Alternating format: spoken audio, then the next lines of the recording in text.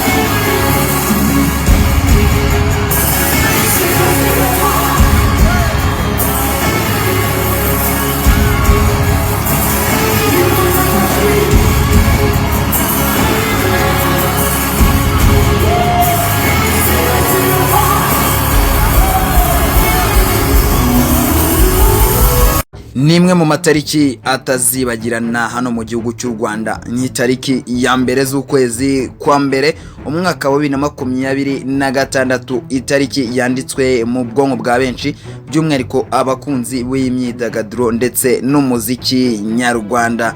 Ni tariki navuga yuko byacibkaga bigacagagurika hano mu mujyi wa Kigali, hano tuvuga ngo Kigali on fire. Ibintu byari bimukomeye muri BKARENA ubwo hari ihatana rikomeye cyane. Iki ngiki cyari igitaramo cyo gususurutsa abantu, ariko ndagira ngo mubwire yuko aba bahanzi bombi ngiye kukubwira bamaze kubigira personnel, bamaze kubyegereza umutima cyane ku buryo iringiri ryari hatana ryeruye ku buryo buri wese abibona. Aho twagiye twumva mu biganiro bitandukanye nagiye nkugezaho rwose amagambo y'ubushotoranyi bagiye bakoresha, ndetse n'ibindi bintu byinshi bigiye bitandukanye bagiye bagaragaza mu mavideo, mu lyrics uri indirimbo zabo zanditse, ndetse no mu biganiro bagiye bagirana n'itangazamakuru, biganiro bagiye bagirana n'inshuti zabo, wumvamo akantu kihangana. Ni ibihangange bibiri mu muziki nyarwanda bandi dukunze kuvuga ngo ninde turakuramo nimero ya mbere ni 001 ndetse n'igisamagwe one of the kind.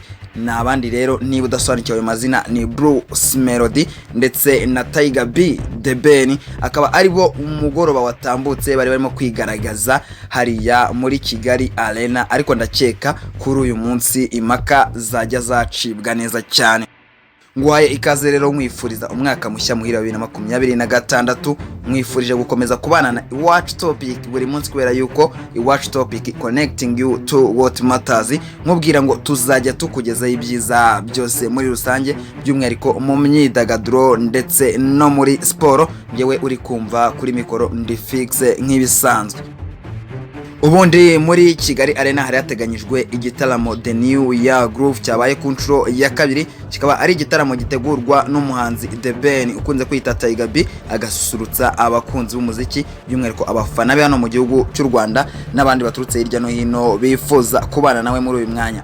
Kuri inshuro rero yari yatumiye Bruce Melody bakunze guhangana bavuga ngo ninde wa mbere muri bo mu muziki w'u Rwanda, ndetse bose akavuga yuko buri umwe muri bo ari uwa mbere. Ngiye kukunyuramo rero nkubwire incamake z'uko iki gitaramo cyagenze kuva gitangiye kugeza kirangiye. Aho muri iki gitaramo MC yari MC Luckman Nzeyimana, ndetse yarari kumwe na MC Anita Pendo ba MC Bibyogere. Ibi bikaba ari ibirori byagenze neza, aho watangiye kubona Kigali ishyushye, imihanda yose yerekeza Kigali Arena yari ishyushye cyane rwose. Abafana batangiye kwitezaho tatuwaje mbere y'igihe, bamwe bandikishaho Munyakazi 001, ndetse abandi baza bisize amabara rwose y'igisamagwe bagaragaza yuko bari inyuma ya THEBEN. Iki gitaramo rero cyaje gukomeza aho stage bwa mbere team DJ Flix ari yaje gususurutsa abantu, iza gutangira ishyushya igitaramo. Haza gukurikiraho producer Leo yawe wahawe umwanya, ndetse aza gukurikirwa na Diesdora, baza gukurikirwa kandi na Alto Music waje kuba performing bwa mbere muri Kigali Arena, ndetse anatanga performance nziza. Yagize stage rwose twavuga yuko yebuje kandi byaje gushimisha abafana, aho kandi haje kuririmba Gisa cy'inganzo, harimba na Benovia wari warasabye stage rwose avuga yuko agomba nawe kubona umwanya muri kino gitaramo. The Ben yaje kumukundira arayimuhereza kandi navuga yuko yakoze neza coup de chapeau kuri we rwose, yakoze akazi keza cyane. Ibintu byaje guhindura isura ubwo 001 yaje kugera ku rubyiniro.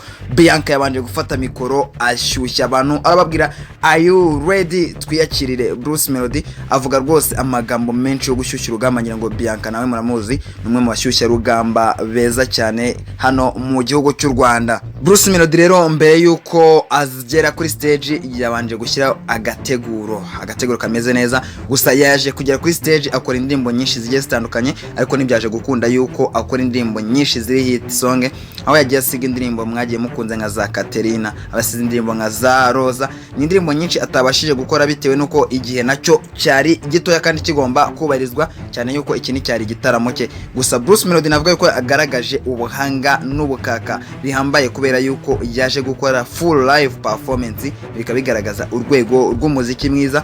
Ndetse ubu ngubu ku mbuga nkoranyambaga The Ben akaba yenda guterwa amabuye bitewe nuko we yaje gukora icyo twita semi live, aho dukoresha icyitwa playback ugashyiramo indirimbo warangiza ukaririmba iyo ndirimbo irimo. Abafana bakaba bavuga yuko bari kubinenga, ndaje mwereke uburyo ki The Ben yenda guterwa amabuye, mwereke ku bantu batandukanye bagiye bavuga ngo ninde waje kurangira ari uwa mbere, bajya bavuga ngo twizere yuko impaka zacitse, ariko bikarangira abantu benshi bateye amabuye The Ben mu magambo. Gusa ibi ngibi tubyirengagije nkubwire ko Bruce Melody yaje kwakira abahanzi nka Juno Kizigenza baririmbana indirimbo Igitangaza, yaje kwakira JC Ambassador baririmbana indirimbo Injyana, yaje kwakira Bwiza baririmbana indirimbo Ogera. Ni mu gihe The Ben nubwo yaje kuhagera rwose yageze afite agateguro, birangira anakoze playback nkuko nabikubwiye. Nawe aza kwakira abahanzi barimo Lema baririmbana indirimbo Binkorera, ndetse anakira umuhanzi nka Kevin Kade baririmbana indirimbo Sikosa, ndetse anakira Chris na Kevin Kade nanone baririmbana indirimbo Follow Me Yana. Hari abafana benshi batandukanye, gusa reka tugaruke ku kintu cyagaragaye cyo kwibasira The Ben kubwo gukora playback mu gihe Bruce Melody amasaha asaga 2 yaje kuyakora live. Reka mbanze munyuriremo nkwereka amashusho y'ibyo The Ben yagiye atukwa ku mbuga nkoranyambaga ndetse n'ibyo Bruce